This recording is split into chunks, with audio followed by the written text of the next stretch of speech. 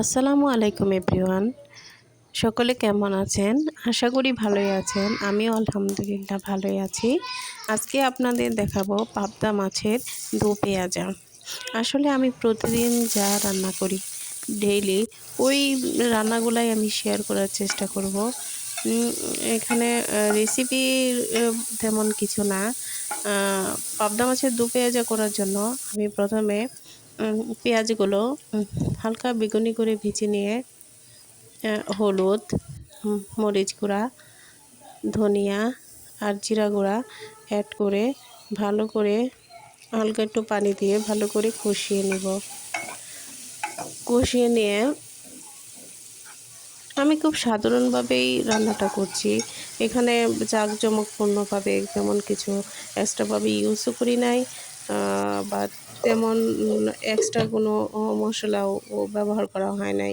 Just সাধারণভাবেই আমি যা রান্না করি তাই আপনাদের মধ্যে প্রেজেন্ট করার চেষ্টা করছি, তাই দেখানোর চেষ্টা করছি। আচ্ছা, এখন কষানো মশলাটাতে পাবদা মাছগুলো দিয়ে দিব।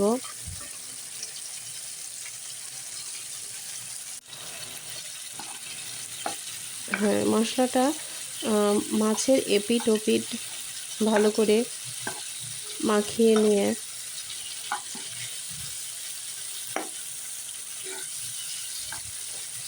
নাড়াচাড়া করে দিব যেন নিচে লেগে না যায়।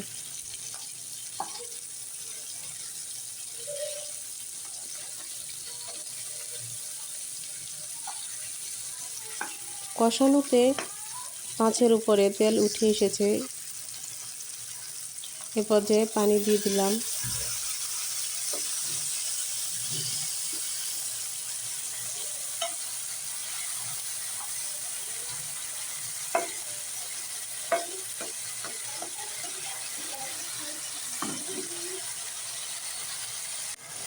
এবার ঢেকে দিয়ে আর কিছুক্ষণ কষাবো যেন ভালোভাবে লবণ মশলা মাছের ভিতরে ঢুকে।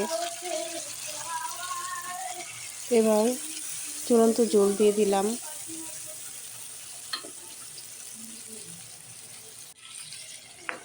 ঝোল দিয়ে একটু নাড়াচাড়া করে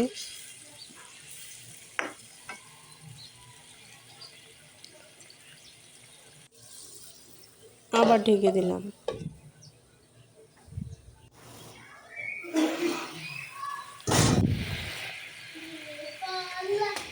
এই পর্যায়ে কেটে রাখা টমেটো উপর থেকে দিয়ে ঢেকে দিলাম।